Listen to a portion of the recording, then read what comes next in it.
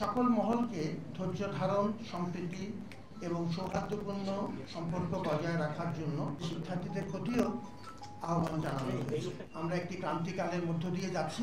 আমাদের সকলের ঐক্য প্রয়োজন এবং আপনাদের সকলের সহযোগিতাও এজন্য একান্তই কাম্য। 2024-25 শিক্ষাবর্ষ থেকে ঢাকা বিশ্ববিদ্যালয়ের অধীনে আর ভর্তি না নেওয়ার ব্যাপারে সিদ্ধান্ত গ্রহণ করা হয়েছে। আজকে এই সভাটি আপনারা জানেন আমাদের জন্য অত্যন্ত গুরুত্বপূর্ণ ছিল।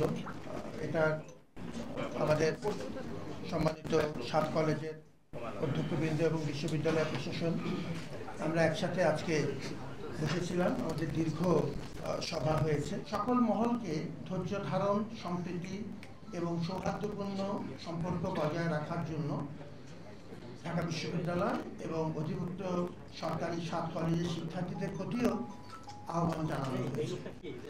আজকে 12:30 12:30 আজকে 27 জানুয়ারি সোমবার অধিভুক্ত সরকারি 7 কলেজের সম্মানিত অধ্যক্ষগণের সাথে উপাচার্য অর্থাৎ আমার সভাপতিত্বে অতি জরুরি একটি সভা অনুষ্ঠিত হয় উদ্ভূত পরিস্থিতির পরিপ্রেক্ষিতে, এবং সভায় সার্বিক বিষয়ে বিস্তারিত আলোচনা করে আমরা নিম্নলিখিত সিদ্ধান্তগুলো গ্রহণ করেছি। প্রথমত, ঢাকা বিশ্ববিদ্যালয়ের সাথে অধিভুক্ত সরকারি 7 কলেজের সম্মানজনক 2024-25 শিক্ষাবর্ষ থেকে ঢাকা বিশ্ববিদ্যালয়ের অধীনে আর ভর্তি না নেওয়ার ব্যাপারে সিদ্ধান্ত গ্রহণ করা হয়েছে। এর আগে আমরা 2025-26-এ ভর্তি হবে না মর্মে আমরা লিখিতভাবে মন্ত্রণালয়কে জানিয়েছিলাম। এখন সেটি আমরা 1 বছর এগিয়ে এনে এবছর থেকে কার্যকর করবার ব্যবস্থা সিদ্ধান্ত নিয়েছি। 29 ডিসেম্বর 2024 তারিখে শিক্ষা মন্ত্রণালয় কর্তৃক গঠিত যে উচ্চ পর্যায়ের বিশেষজ্ঞ কমিটি 2024-25 শিক্ষাবর্ষ থেকে পরবর্তী শিক্ষাবর্ষের কার্যক্রম পরিচালনার জন্য সভায় জোর সুপারিশ করা হয়। এই কমিটিকে আমরা অনুরোধ করছি আমাদের পরবর্তী কার্যক্রম, শিক্ষা কার্যক্রম তাদের মাধ্যমে পরিচালনা করবার জন্য তারা যেভাবে সিদ্ধান্ত নেবে।